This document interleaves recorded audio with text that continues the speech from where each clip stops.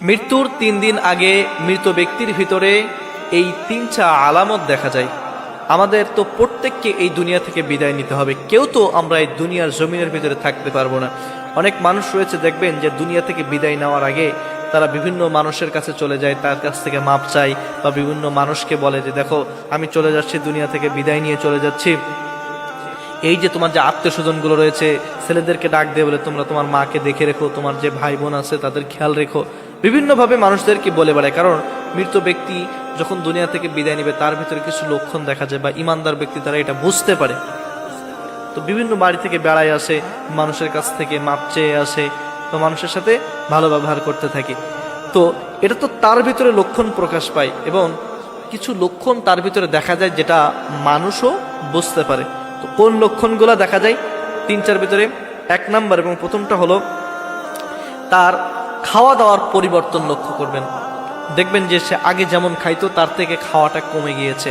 কারণ যখন একটা মানুষ মৃত্যুর সময় তার কাছে ঘনিয়ে আসে, তখন আল্লাহ তাআলা তার রিজিকটাকে উঠিয়ে নেন। সে বেশি খাইতে পারে না, রিজিকটা তার কাছ থেকে উঠে নেয়। সে রিজিক খাইতে পারে না, খাওয়া দাওয়া বেশি খাইতে পারে না, খাওয়া দাওয়ার ভিতরে পরিবর্তন চলে এসেছে।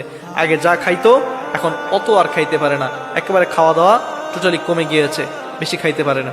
২ নম্বরে যখন দেখবেন যে তার কথার ভিতরে অস্বাভাবিক পরিবর্তন দেখা দিয়েছে।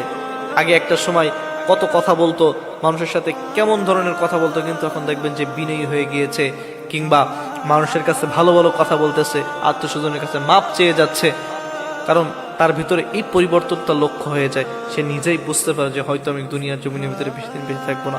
অনেক ইমানদার ব্যক্তি রয়েছে দেখবেন যে বলে যে আগামীতে হয়তো আমি এইখানে আসতে পারবো না, দেখবেন যে তার কিছুদিনের ভিতরে সে দুনিয়া থেকে বিদায় নিয়ে নিয়েছে। অনেক মানুষ রয়েছে বলে যে ঠিক আছে আমি হয়তো পরের দিন তোমার সাথে দেখা না হইতে পারে। তার মনের ভিতরে ডেকে ওঠে, অটোমেটিক ডেকে ওঠে। দেখবেন তার কথার ভিতরে পরিবর্তন আপনি লক্ষ্য করবেন, তখন আপনি বুঝবেন যে হয়তো আমার এই আত্মীয় বা এই ব্যক্তি হয়তো দুনিয়ায় খুব বেশি দিন আর বেঁচে থাকবে না। ৩ নম্বরে এবং সর্বশেষ হলো যখন দেখবেন দেখবেন যে বেশিরভাগ তিনি আকাশের দিকে মুখ করে তাকিয়ে আছে।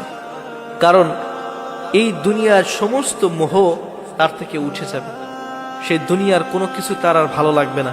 সে তখন আকাশের দিকে তাকিয়ে থাকবে এবং আকাশের দিকে মুখ করেই বেশিরভাগ সময় সে থাকবে। একটু চিন্তা করে দেখবেন যে কেউ মানুষের ভিতরে বসে হঠাৎ অন্য মানুষ আকাশের দিকে তাকিয়ে রয়েছে। যখন এই ৩টা আলামত কারোর ভিতরে দেখবেন, আপনি বুঝবেন এই ব্যক্তি হয়তো দুনিয়ার জমিনের ভিতরে হয়তো খুব বেশি সময় আর বেঁচে থাকবে না। ১ নম্বরে কি বললাম? যখন দেখবেন যে কোনো ব্যক্তির ভিতরে খাওয়া দাওয়ার অস্বাভাবিক পরিবর্তন দেখা দিয়েছে, সে খাইতেই বেশি পারে।